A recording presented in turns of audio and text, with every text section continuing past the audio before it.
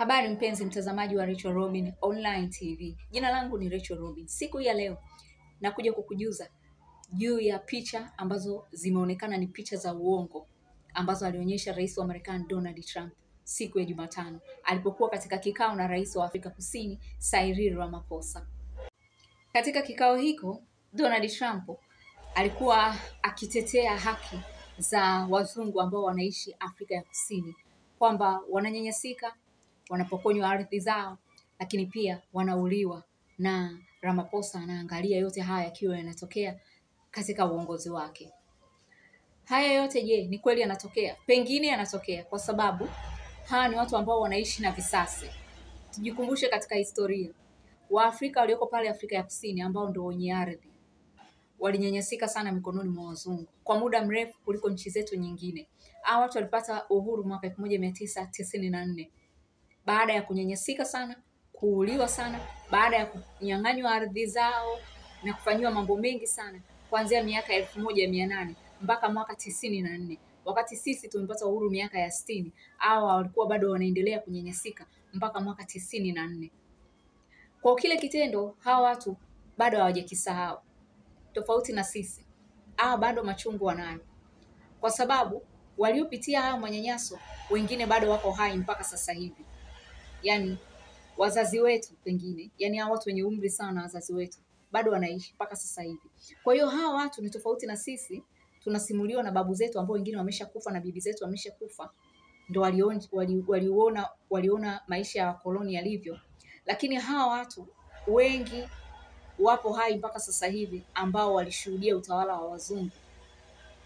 Kwa hiyo hii inawafanya wanakuwa na uchungu zaidi.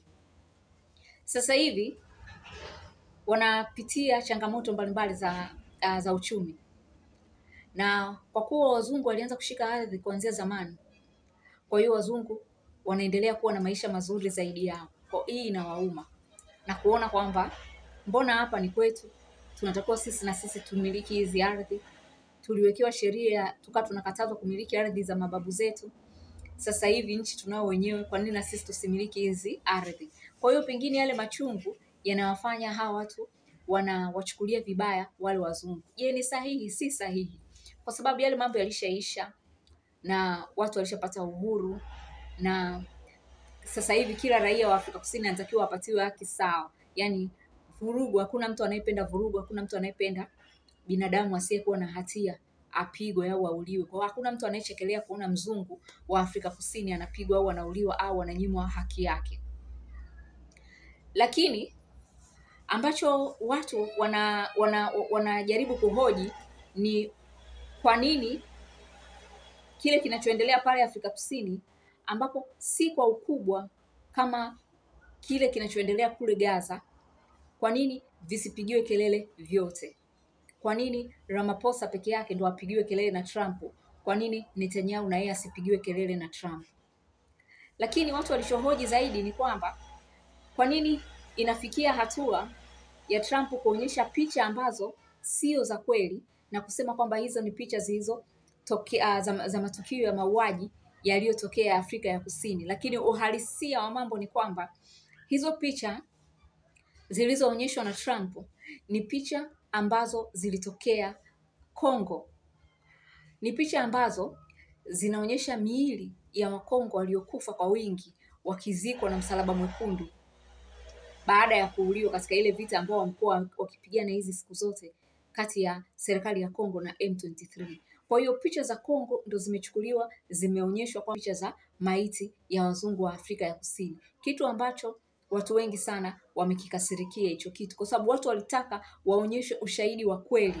Unaposema kwamba Waafrika Kusini wazungu wanauliwa, yani mauaji ya kimbari, watu walitegemea kuonyesha picha za kweli za mauaji ya kimbari, lakini hawajapresent ushahidi wa kuonyesha hizo picha, zaidi ya kuonyesha picha ambazo ni za uongo kutoka Kongo. Kutokana na hizi picha za uongo ambazo zimetumika ili kuionyesha dunia kwamba Afrika Kusini ndio wanatenda hizo dhambi, zimefanya watu wahoji kwamba pengine Afrika Kusini inashutumiwa na mpaka picha za uongo, ushahidi wa uongo unaonyeshwa juu yao. Pengine ni kwa sababu ya kesi ambao walienda kuifungua juu ya Israeli, kuituhumu Israeli inafanya mauaji ya kimbari pale Gaza, kwa sababu Afrika Kusini walifungua kesi katika mahakama ya Umoja wa Mataifa, mahakama ya ICJ, wakiituhumu Israeli inafanya mauaji ya kimbari. Na tukiangalia katika vyombo vya habari tunaona maelfu ya watoto wanakufa pale Gaza. Sio watoto tu, lakini pia tunaona karibu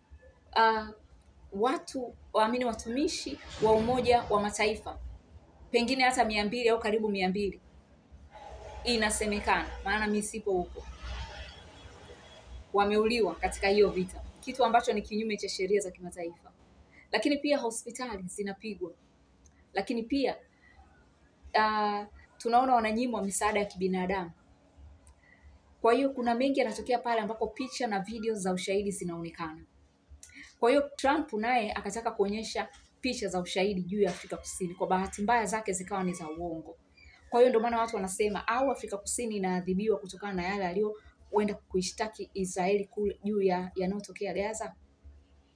Kwa nini Afrika Kusini ilienda kuishtaki Israeli juu ya mauaji ya kimbari? Ni kwa sababu kama nilivyosema mwanzo, hawa watu wametoka kupata uhuru mwaka 94. Ni watu ambao wanakumbuka na wenyewe pia ardhi yao ilibebwa na wazungu na wakapitia mateso sana, kama ambavyo mateso wanaopitia wa Palestina. Kwa hiyo ndio maana wakawa vinara wa kwenda kuishtaki Israeli, kwa sababu hivi ndivyo walivyokuzwa. Kipindi wanagombania uhuru hawakugombania wenyewe. Nchi nyingi za Afrika ziliwasaidia, ikiwemo Tanzania, tuliwasaidia kwa hali na mali. Kwa hiyo na wenyewe hivi ndivyo walivyokuzwa, kwamba wamekuzwa kwamba wakiona kuna mwenzao wanapitia hali waliopitia wao wanatakiwa wasaidie, kwa sababu hivi ndivyo tulivyokuwepo sisi wa Afrika, tunasaidiana kipindi tunapambania uhuru wetu. Kila nchi iliyokuwa inapata uhuru ilikuwa inaisaidia nchi nyingine kwa hali na mali ili kuhakikisha na wenyewe wanapata uhuru. Kwa hiyo ndio maana na wenyewe walivyoona wa Palestina wanapitia ile hali, wakawa wa kwanza kwenda kupeleka kesi mahakama ya kimataifa ili kuwasaidia na wenyewe waondokane katika ile hali kama wao walivyoondokana katika ile hali ya ardhi yao kutawaliwa na wazungu. Kwa Trump kutumia hizi picha za uongo juu ya Afrika Kusini, nini kinaweza kumpata? Of course, huyu ni rais wa Marekani, taifa namba 1 duniani. Hakuna kitu kinaweza kumpata. Lakini kikubwa ambacho kitampata ni aibu. Aibu ni kubwa sana, lakini pia kuiaibisha nchi, kutokana na kwamba Marekani ni taifa namba 1 duniani. Wana uwezo wa kila kitu, wana majasusi, wana habari bora duniani pengine, kwa sababu wanalipwa vizuri, yani wana habari wao, wana access na kila aina ya teknolojia wanaoitaka, tofauti na wanahabari wa sehemu nyingine. Kwa hiyo ni wana uwezo wa kujua kwamba hizi picha ni za kweli au hizi si za kweli. Kwa hiyo kitendo cha rais wa nchi kubwa kama ile namba 1 duniani kutumia picha ambazo si za kweli, maana yake ni kwamba wale waliompa picha wanatakiwa washughulikiwe, kwa sababu haiwezekani ukampa picha ambazo hamjazihakikisha vizuri kwamba hizi ni picha za wapi, mkampa rais wa nchi namba 1 duniani azionyeshe mbele ya dunia, afu mwisho wa siku wakaumbuka kama walivyoumbuka. Hii ni aibu sana, na nafikiri timu yake ya hao watu wa habari wanatakiwa pengine hata waadabishwe katika hili, kwa sababu wamemtia aibu sana rais wao. Kuna watu wanajiuliza Ramaphosa alienda kufanya nini Marekani? Alienda kwa ajili ya kutengeneza mahusiano, kwa sababu siku zilizopita hizi chache tuliona wakirushiana maneno na Trump. Kwa hiyo alienda kwa ajili ya kutengeneza mahusiano. Kuna watu watajiuliza, kwani kuna haja gani? Kuna haja. Marekani kama nilivyosema ni uchumi namba 1 duniani. Kila nchi inahitaji Marekani, kwa sababu ndio uchumi namba 1 duniani. Kwa hiyo kuna haja. Unajua katika siasa kuna kuchekeana kisiasa na kushirikiana kisiasa, yani kinafiki.